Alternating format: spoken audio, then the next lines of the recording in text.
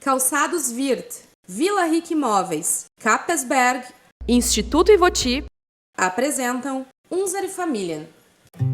Fundada no ano de 1973, na cidade de São Leopoldo, através da compra de uma pequena carteira de imóveis, nasceu a Imobiliária Vila Rica. A empresa, hoje, está com quase meio século de história e se orgulha de ter em seu DNA valores como honestidade e integridade. Somos uma empresa do ramo imobiliário que une tradição com modernidade e, atualmente, possuímos 6 unidades localizadas na região metropolitana. Contando com cerca de 200 profissionais e corretores autônomos parceiros, buscamos de forma incansável a melhoria contínua. E investimos em pessoas e novas tecnologias para oferecer uma experiência de excelência aos nossos clientes. Seja para administrar o seu condomínio, alugar, comprar ou vender um imóvel, confie na Vila Rica. Uma empresa conectada com o futuro, para levar aos clientes e parceiros o que há de melhor no mercado imobiliário. Ela tá no meu sofá, ela tá no meu colchão. Toma conta da cozinha, por aí não para não. No quarto ela tá, é presença obrigatória, já faz parte da minha vida. Com Capesberg é outra história. Com Capesberg é outra história. Com Capesberg é outra história. Com Capesberg é outra história. Conforto, qualidade, design pra valer. Fica tudo com sua cara, sua casa, seu AP. Realizar um sonho como você nunca viu. Pode ser na loja online e nas melhores lojas do Brasil. Com Capesberg é outra história. Com Capesberg é outra história. Com Capesberg é outra história.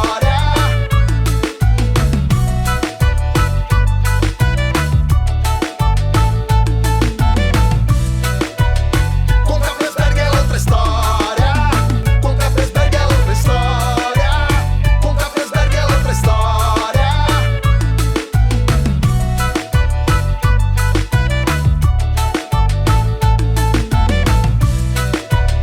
Com Capesberg é outra história. Com Capesberg é outra história.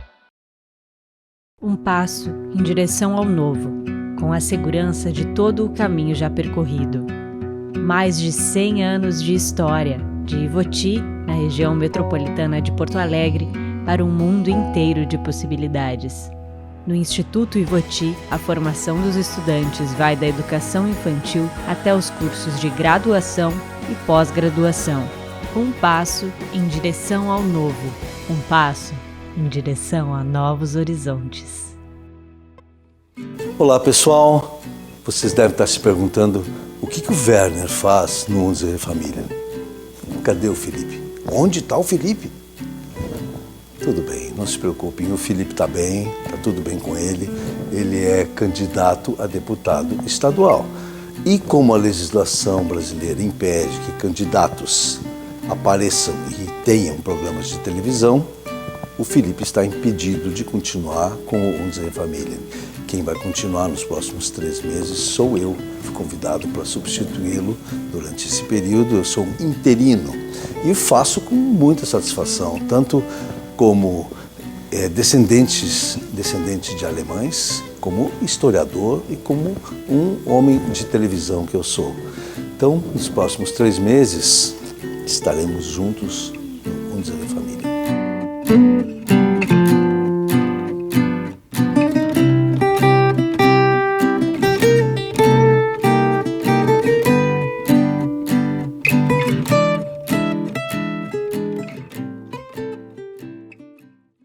Olá pessoal, estamos de volta aqui com o Unser Familien, um patrocínio de Vila Rica Imóveis, Calçados Wirth, Móveis Capesberg e Instituto Ivoti, Escola Sempre Reformanda. E estou aqui com o Thiago Luiz Schmidt, presidente da Regional Pioneira do Sicredi. E eu vou começar diretamente nesse assunto. O assunto cooperativismo, que vocês já sabem, me interessa especialmente, pessoalmente, porque sou um adepto, sou um militante do cooperativismo. Então, Thiago, o que é Todos Juntos Somos Fortes? Bom dia, tudo bem, Verno? Olá para os espectadores também do User e Família, um prazer estar aqui com vocês. E é o grande lema mundial do cooperativismo, né, que reforça a importância das pessoas se unirem. Normalmente isso aparece em momentos de maior dificuldade, a própria história do cooperativismo conta isso, pois é justamente durante a Revolução Industrial, em 1844, na Inglaterra, na localidade chamada de Rochdale, que surge a partir da união de tecelões que passavam necessidades, que passavam fome, porque na época o alimento, as pessoas tinham acesso à comida nas empresas em que trabalhavam, elas tinham que comprar o alimento dos seus próprios patrões. E muitas vezes isso era num preço não justo e descontado do salário que acabava não acontecendo. Então esse período foi um período de muita miséria, de muita fome, com grandes mazelas sociais, especialmente o alcoolismo. E então, a partir da união dessas 28 pessoas, desses 28 tecelões, inclusive com a participação de uma mulher, pelo que se tem em registros históricos, é a primeira sociedade civil organizada que permite a participação de mulher na Constituição e com direito a voto, surge a primeira cooperativa do mundo, os pioneiros de Rochdale. Olha que legal, que legal. E é uma época realmente de muita dificuldade, porque passa-se da produção artesanal para a produção industrial, em detrimento de muitos desses artesãos e tudo. E existem grandes movimentos na Europa toda também, não apenas para um setor, mas amplia para vários grupos sociais e, por fim, a comunidade, Isso. Comunidade toda. Ele nasce em 1844 como uma cooperativa de consumo, mas depois a gente tem principalmente o Raiffeisen, Wilhelm Friedrich Raiffeisen, que era um prefeito, participava da agricultura, e ele entende no modelo também uma forma de... Porque imagine, nós no Brasil às vezes a gente não tem noção, mas na Europa a produção de alimentos era 3 meses durante o ano, né? Porque fora isso o inverno não permitia a produção de alimentos. Então as pessoas muitas vezes não tinham sementes para plantar e produzir o alimento durante o verão europeu. E daí nasce o cooperativismo de crédito. Primeiro com Delitzsch, que é o cooperativismo de crédito urbano, e logo na sequência, em 1851, com Raiffeisen, que é o cooperativismo de crédito rural. Certo, que legal isso tudo. Mas olha só, gente, isso veio para o Brasil e se fundou aqui no Rio Grande do Sul, a primeira cooperativa de crédito da América Latina. Exatamente. Quer dizer, que do México para baixo, a primeira é a cooperativa fundada aqui, que é a pioneira, que você atualmente é o presidente. Que é na linha imperial, a gente tem que dar o nome do distrito, né? Uma localidade de Nova Petrópolis, na época ainda pertencia ao distrito de São Sebastião do Caí, Sebastopol, e vem justamente com esse processo de migração, né? Que inicia em 1824 aqui em São Leopoldo, mas a gente tem as primeiras levas de imigrantes, muitas pessoas vieram também escapando da miséria na Europa, mas num segundo momento, já lá depois de 50, 60 anos do início da migração, lá por 1870, 1880, começam a vir também os intelectuais, os artesãos, então a gente tem essa inserção das profissões do alfaiate, né, do ferreiro, do carpinteiro, do sapateiro, dos professores, dos religiosos, e nessa pegada, nessa Constituição, vem um personagem muito importante na nossa história, que é um suíço, Theodor Amstad, padre, que passou perto dessas regiões onde haviam cooperativas de crédito, né? Ele passou perto de Rochdale, passou perto do movimento de Raiffeisen também, e com certeza agregou esse conhecimento junto com os demais imigrantes que vieram para a nossa região. E não só é a primeira cooperativa de crédito da América Latina, que foi fundada aqui em 1902, como a gente tem muitos movimentos similares de cooperativas de tecelagem, de cooperativas de laticínio, de cooperativas de produção em 1908, 1910, 1912, cooperativas já do ramo de trabalho, mas que também têm uma força muito grande aqui no nosso estado e, por consequência, hoje no Brasil. O Brasil ele já pode ser visto como um país cooperativo, são 6 mil cooperativas, 17 milhões de brasileiros que são sócios a uma cooperativa, mas a raiz de todo esse movimento na história está aqui no Rio Grande do Sul. E a raiz de todos é a região que você atualmente coordena ou gerencia para o Sicredi. E agora nós chegamos em você. Como que chega, o Thiago chega nesse trabalho, como se aproxima do Sicredi, como se aproxima do trabalho com cooperativa? Você tem uma longa história em várias atividades e de vários tipos de formação também. E muito fora do comum também, né, Werner? Eu sempre digo assim, hoje eu sou um presidente de cooperativa que aos 14 anos de idade começou a trabalhar como empacotador no supermercado, mas eu acho que essa história ela começa antes disso já, com o convívio da família, especialmente dos meus pais. O meu pai era uma pessoa muito comunitária, muito social. Ele fundou um clube de futebol junto com um padrinho meu, participava de outras associações. O meu avô tinha muito forte também essa cultura do associativismo, que é uma marca muito forte dos imigrantes. Os clubes de canto, os clubes de tiro, os clubes de bolão. E eu ficava olhando aquelas medalhas do meu avô do torneio de bolão, a carteirinha de caçador de perdiz. Então são coisas que a história da família cria vínculo com esse comportamento mais comunitário, mais social. E logo por consequência eu também quis honrar essa história dos meus avós, né, esse legado dos meus avós e manter essa tradição. Então participava de grupo de jovens na igreja, quando tinha alguma atividade na escola a gente sempre estava à disposição para ajudar. Eu acho que o voluntariado é algo que entrega muito e que impacta, que constrói muito coisas importantes na sociedade. E isso acaba depois de forma natural fazendo parte do comportamento das pessoas e não foi diferente comigo. Eu, aos 14 anos, iniciei essa atividade como empacotador, era preciso, era necessário na época, mas eu tive uma alegria muito, muito grande na vida, que foi através de uma formação técnica na Fundação Evangélica de Novo Hamburgo, que eu não tinha condições financeiras de fazer, mas tinha muito desejo, e eu tive um padrinho meu, que era empresário do ramo de curtume. Ele disse assim, tu quer mesmo, eu te pago. Eu ia trabalhar com ele na empresa e eu aceitei o trabalho e depois ele disse, tu não vai trabalhar aqui, porque se tu for trabalhar e estudar uma formação técnica, tudo junto ao mesmo tempo não vai dar certo. Tu não vai fazer nenhum bem feito. Ele brincava assim, quem muito abraça, pouco aperta. Então tu vai estudar, mas eu não vou te dar de presente. Quando terminar o curso, tu vai ter que me pagar de volta. E eu me dediquei muito a esse curso na Fundação Evangélica e isso para mim foi um marco na minha vida, tanto que os colegas da época, nós temos contato até hoje, como uma família mesmo de amigos. A gente não consegue ficar muito tempo sem se ver ou sem se conversar.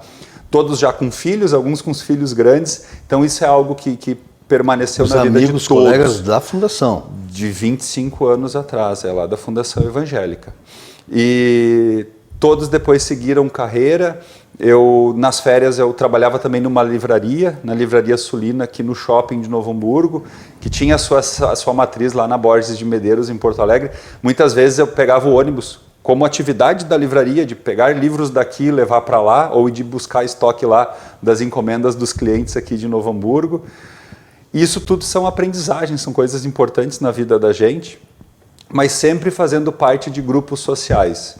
E depois de um determinado tempo eu acabei sendo convidado para participar da Câmara dos Dirigentes Lojistas em Estância Velha, mesmo atuando numa indústria, mas pela forma que eu me envolvia com a comunidade. E em função da participação nessa CDL, sendo sócio da cooperativa, participando das assembleias da cooperativa, em 2011 a cooperativa implementou um sistema chamado de núcleos de associados, para garantir a representação dos sócios nos 21 municípios em que a cooperativa tem sede. E cada núcleo tem um representante, tem um delegado, tem um coordenador. E eu, pelo meu envolvimento, fui convidado para ser coordenador desse núcleo em 2011. Em função da atuação, em 2014, fui convidado para ser conselheiro de administração. E já em 2016 para 2017 fui convidado para fazer parte de um processo de sucessão do presidente que estava deixando a cooperativa. Então ela é uma trajetória que aconteceu de forma orgânica, de forma natural, não muito de forma planejada, mas em função sempre do envolvimento que eu tive, não só com a cooperativa, mas com todos os movimentos sociais. De uma forma bem orgânica mesmo. E essa tua trajetória, esse trabalho, ele dialoga, ele é muito semelhante ao que aconteceu desde o início da imigração, que começaram com aqueles mutirões. Isso não é característica exclusivamente da imigração alemã, os italianos também fizeram isso. Muito, até hoje. Os mutirões de construções de casas, de igreja, isso tudo era feito de escola, mutirão para ajudar na colheita. As colheitas às vezes tinham que ser feitas rapidamente, ou a semeadura, para não se perder tempo com isso. Então fazia todo mundo junto, um na casa do outro. Essa ideia comunitária, ela está na raiz, ela está na base do cooperativismo daqui, né? Não vou dizer lá na Inglaterra ou na Europa, onde nasceu a ideia do cooperativismo, mas o cooperativismo aqui do Rio Grande do Sul e parte de Santa Catarina, eles inclusive são diferentes do que eu conheço de cooperativas do resto do Brasil. Não conheço tantas assim, certamente você conhece mais, mas uma ou outra que a gente vai nas andanças da vida travando conhecimento, eu percebo a diferença. De que tem algumas aqui no Sul que eu, por razões profissionais, conheci melhor, como a Cotrijal, lá de Não Me Toque, a Cotrijuí também, são cooperativas que eu tive conhecimento na juventude, depois como profissional também. São diferentes, né, das cooperativas que você encontra em Pernambuco, é completamente diferente. Mas está começando a mudar essa realidade em nível nacional.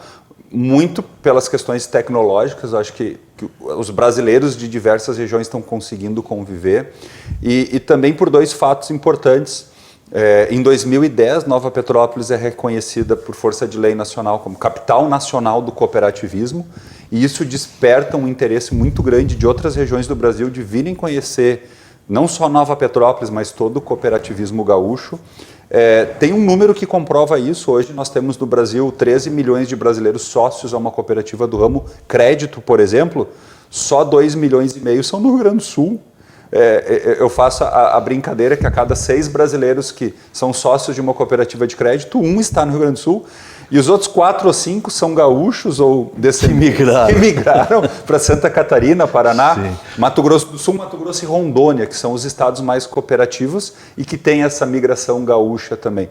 Ou seja, tem a ver com a nossa identidade cultural de justamente se organizar, não só nos momentos de dificuldade, mas se organizar em sociedade para todo mundo se ajudar. Seja numa dificuldade de saúde, seja para construir um pavilhão, uma escola, um ginásio. Isso era muito forte, principalmente, Verno, dos nossos avós, né? Eu acho que a geração dos nossos pais, infelizmente, perdeu um pouco disso. Aqui no Rio Grande do Sul também. Eu costumo dizer que os nossos avós, eles tinham a força de se reunir para construir pontes, e a nossa geração não consegue se unir para tapar buraco, às vezes.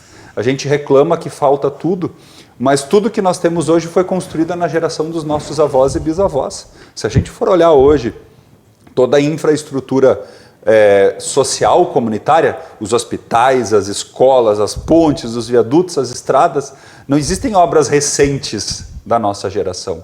As obras são mais antigas, com pouca tecnologia, com poucos recursos, mas por meio da união e da força as pessoas construíam. Eu tenho notado nas visitas que eu faço em escolas especialmente, e é bem diferente da informação ou do conceito que se passa, da visão que se tem da juventude. Eu tenho notado crianças e adolescentes mais preocupados com o senso comunitário e mais conectados com a coletividade. Isso é muito bom. E muitas vezes a gente fala que a gurizada hoje só fica no celular, que não se interessa por nada. Algumas situações sim, mas nem com aqui já fica um convite, né? Para quem de fato se interessa com com o futuro, com o legado, com as gerações, que participe mais do ambiente escolar, do meio escolar, para ver o que essa gurizada que está vindo aí é muito mais capaz de fazer do que a nossa geração. E eu acho que eles andam estudando escondido, porque eles sabem muita coisa. Muito. E uma vez o meu filho disse, pai, tu acha que eu estou ouvindo música quando eu estou com o fone de ouvido aqui? Eu estou ouvindo blog com aulas de história. O meu filho também, velho. Eles estudam escondido, só que não é com livro. E às vezes a gente está conversando sobre um determinado assunto, daqui um pouco o meu filho vem assim e dá a opinião dele e faz o embasamento teórico daquilo também, né? Ou seja, eles estão muito conectados, muito ligados e mais especialmente ainda com as questões de sustentabilidade, de preservação do planeta. Verdade. Então, de inclusão social. Eu tenho um bom olhar para o futuro, eu sou mais positivista para o futuro. Essas coisas do meio ambiente global, da inclusão social e tudo, eu sempre confiro com ele. Ele também se chama Arthur e tem 26 anos. Eu digo, filho, eu posso usar essa palavra? Ou fica... E pai, vai ter gente que vai ficar ofendida, melhor não usar. Então a gente vai indo assim, descobrindo coisas. Eu tenho 63 anos e tenho que consultar. Eu trabalho com palavras, né? Minha profissão. Agora eu estou escrevendo também, lancei um livro e tal. Eu preciso saber como se ouvem as palavras hoje em dia. E essa geração está atenta, né? Essa geração, ela talvez esteja retomando uma atitude que os nossos avós, os bisavós deles, tinham. Talvez estejam retomando essa atitude. E é interessante essa tua visão, porque dá esperança, me arrepiei, dá esperança, né? Nós temos um projeto dentro do Sicredi que se chama Cooperativa Escolar, que ele leva para crianças, e a maioria hoje são crianças e nem tão adolescentes, o objetivo inicial era mais com adolescentes, mas como é que funciona a constituição de uma empresa, né? E se fosse uma cooperativa? Porque hoje, Verno, nós temos hoje um grande desafio, não só no nosso país, mas no mundo, que é o da intolerância. Para tudo. Tudo é ponto e contraponto, e tudo são só dois vieses. E, na verdade, isso não se constrói uma sociedade mais próspera, mais justa, mais digna, mais igualitária, sem o respeito a toda essa pluralidade de gênero, de religião, de raça, de classe social, etária. Então, assim, hoje nós temos o que é a geração dourada hoje, que se acreditava. A minha avó, quando ela fez 50 anos, ela disse, agora eu não preciso mais comemorar aniversário, que eu já estou perto da morte.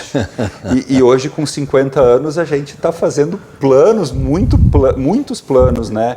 Então, assim, mudou muito e eu enxergo nessa nova geração que está aí de crianças e adolescentes um potencial enorme de uma geração que vai vir para o mundo, vai estar vindo para o mercado de trabalho com essas questões muito mais apaziguadas e resolvidas, né? No convívio que eu tenho dentro das cooperativas escolares, por exemplo, a gente percebe a interação entre meninos e meninas de forma igualitária. Então, o que a nossa geração debate como empreendedorismo feminino, igualdade de gênero, para eles já não é nem mais necessário debater isso, porque para eles já é consenso isso, né? Para mim isso é muito claro, não é uma vez que eu vejo isso, é em todas as interações com o ambiente escolar, e que são muitas que a gente enxerga isso. Então, existe... Vamos, ao invés da gente olhar e julgar mais os jovens, vamos participar mais da vida dos jovens e vamos participar mais da vida dos mais velhos, vamos participar, viver mais o que a sociedade está fazendo do que tentar julgar ou entender o que a sociedade está fazendo. Tem coisas boas pela frente. Tem coisas boas e é legal você fazer essa observação. Eu posso acrescentar uma coisa humorística. Se a gente participar mais com os jovens, tem pessoas para explicar como é que funcionam os aparelhos para a gente, né? Tem. Como é que resolve esse problema aqui de configuração do celular. Eles sabem todas essas coisas. E agora me diz uma coisa, você entrou no Sicredi e você manteve a sua atividade empresarial? Sim. Você mantém ela, sim, você continua tendo a sua indústria? Sim. Você tem uma indústria, né? Eu tenho uma empresa no ramo da construção civil. Eu achei que fosse industrial. É uma indústria no ramo das construções metálicas, né? Bem consolidada, tenho um sócio que vai tocando lá junto com a minha esposa. Então essa é a minha atividade profissional. Hoje eu sou um cooperativista, eu sou sócio da cooperativa, como qualquer um dos outros sócios, que estou na cadeira de presidente do conselho, né? Mas como eu ainda sou muito jovem, eu olho para o meu futuro, eu tenho a possibilidade da empresa, eu tenho um sonho antigo que é de dar aulas e virar professor. Eu sou apaixonado por poder sentar na frente de uma turma. Eu me realizo hoje com muitas atividades que eu faço em reuniões com associados ou com jovens ou com pessoas de outras regiões do Brasil, que a gente vai levar um pouco da gestão cooperativista, da história cooperativista, e algo que, ao mesmo tempo que me incomoda, me traz muita esperança, é o baixo nível de conhecimento que as pessoas têm, não só acerca do cooperativismo, mas de forma geral. As pessoas se posicionam muito sobre os assuntos, mas eu vou pegar o cooperativismo, que é a nossa pauta aqui hoje. O cooperativismo tem uma lei geral de 1971 a 5764. A lei já tem 51 anos. E eu tenho muitos amigos formados, graduados em Direito, que não estudam cooperativismo na faculdade.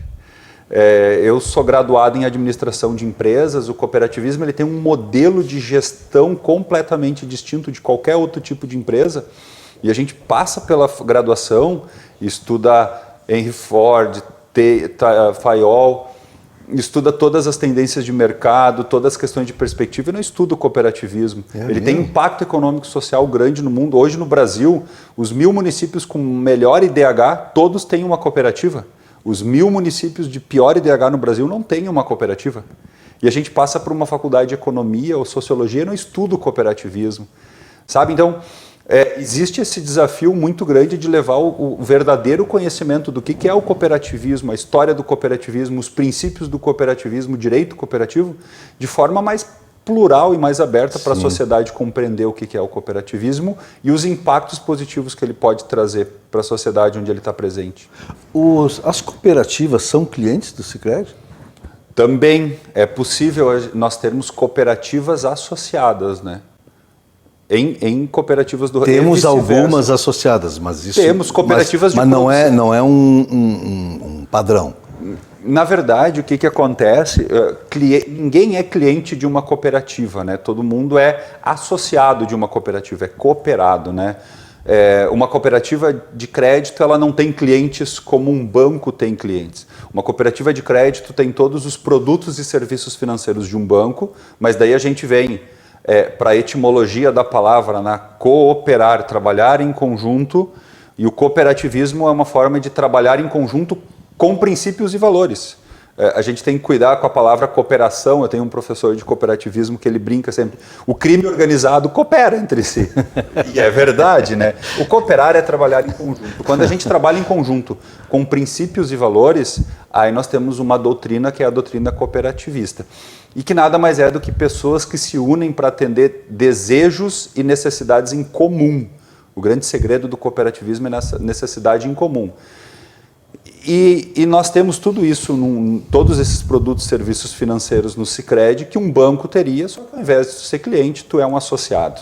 Então, e as cooperativas, elas não têm fins lucrativos, elas têm fins econômicos, mas não fins lucrativos.